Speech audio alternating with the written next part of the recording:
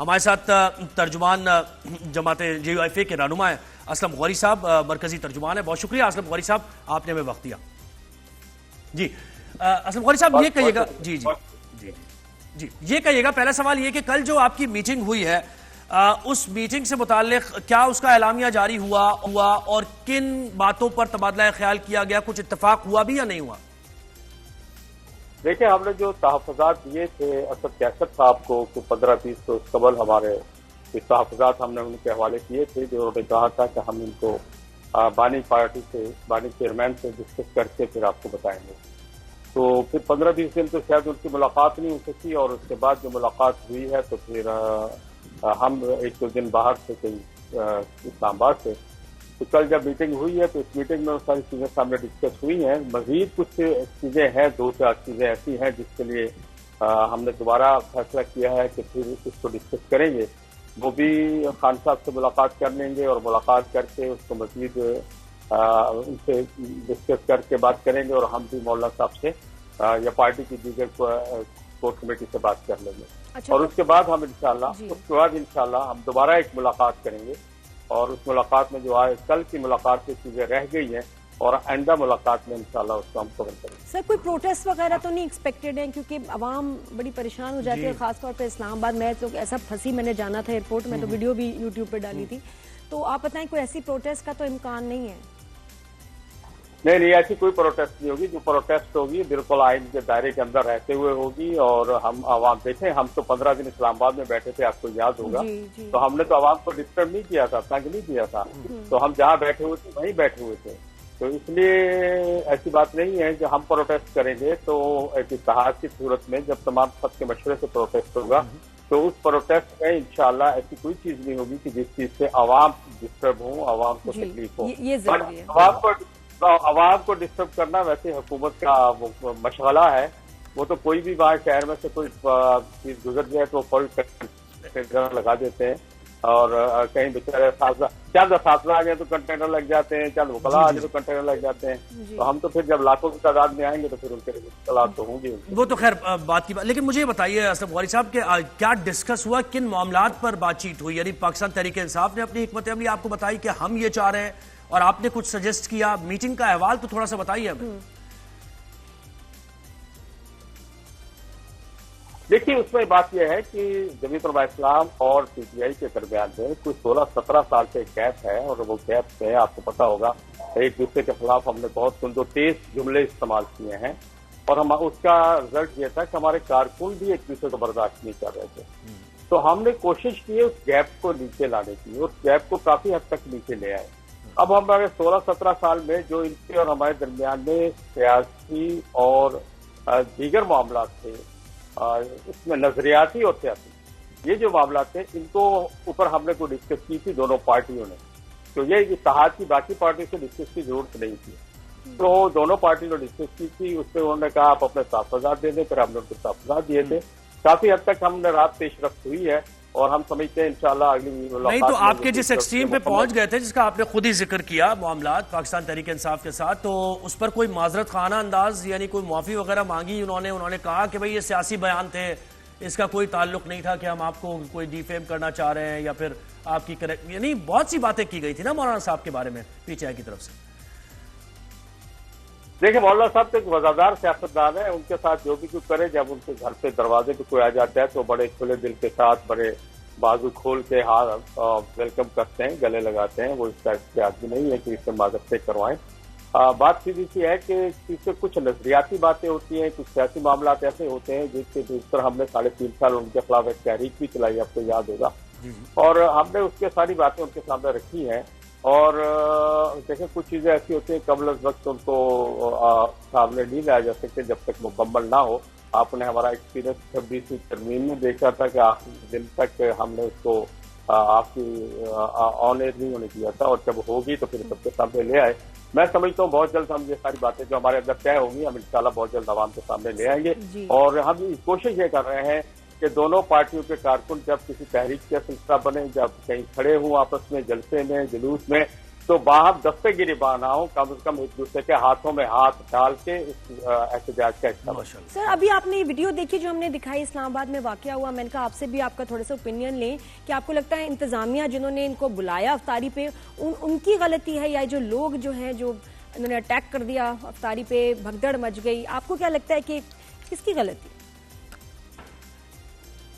देखिए, गलती तो मसला सिर्फ ये है कि हर चीज के जब तक आपके सिस्टम नहीं बनाएंगे, कंट्रोल नहीं करेंगे, नज़म नहीं बनाएंगे, फिर मामला तो होते हैं और फिर उनको देखना पड़ता है। हमने, आपको याद होगा, मैंने अभी फिर बार बार रिपीट करना मुनासिब नहीं है कि इतना बड़ा मिलियन मार्च किया और किसी का पत्ता नहीं टूटा और कहीं भी ऐसा सूरत नहीं पैदा हुई।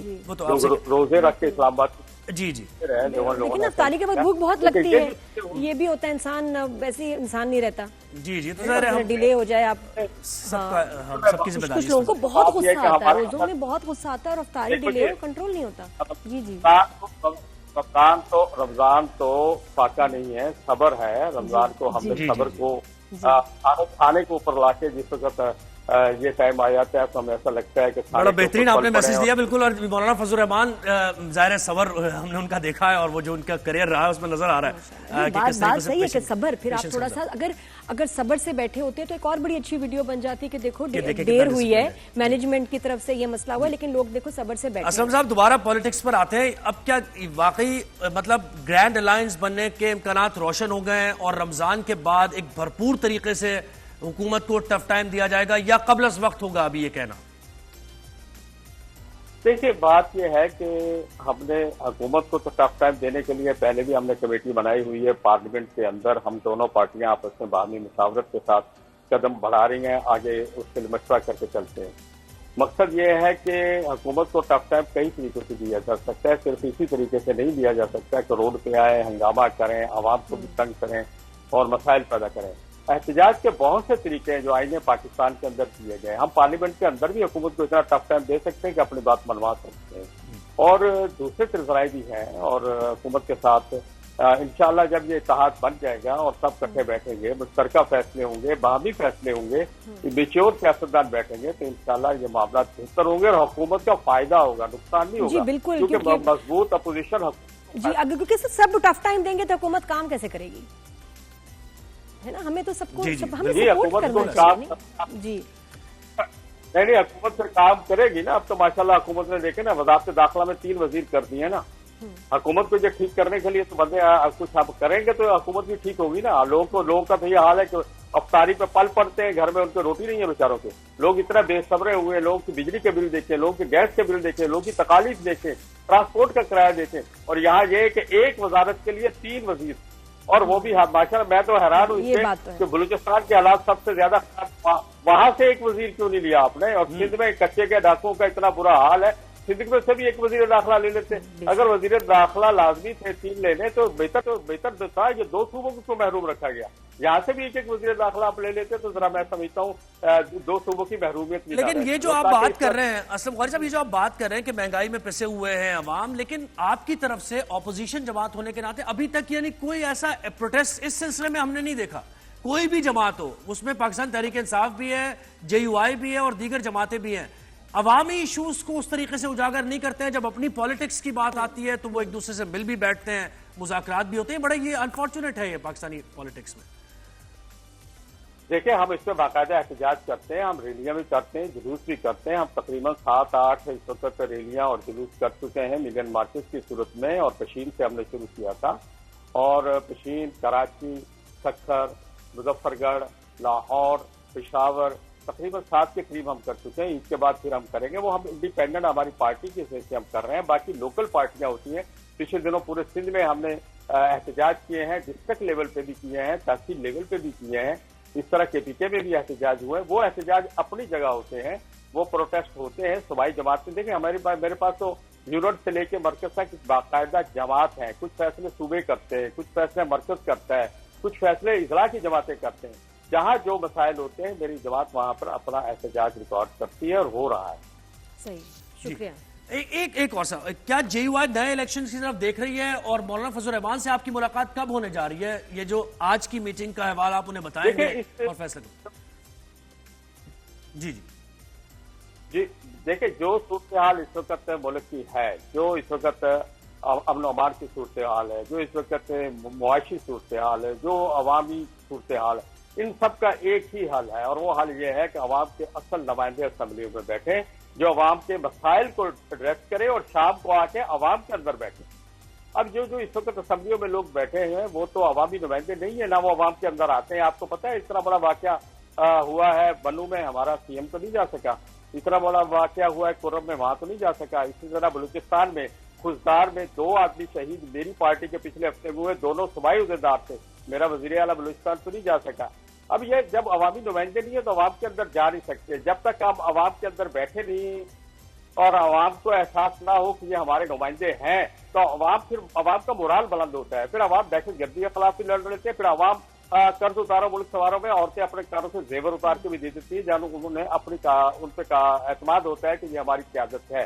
تو میں سمجھتا ہوں الیکشن بہت ضروری ہے، فوری الیکشن کی ضرورت ہے، اور اس کے لیے صاف اور شفاف انتخابات ہونے چاہیے۔ اسی طرح کے انتخابات جو 2018 میں ہوئے یا 2024 میں ہوئے، ان انتخابات کا ملک کو مزید کسی اور طرف لے جائیں گے، کسی اور ملک میں معاملات تو خراب ہو جائیں گے۔ تو یہ 1 پوائنٹ ایجنڈا ہوگا یعنی آپ کا کہ فوری انتخابات کا مطالبہ آپ کریں گے؟ فوری انتخابات اور پہلے صاف اور شفاف انتخابات، صحیح، سب سے بڑی بات یہ ہوگی۔ شکریہ جی، تھینک یو سو مچ، بہت شکریہ آپ نے ہمیں جوائن کیا۔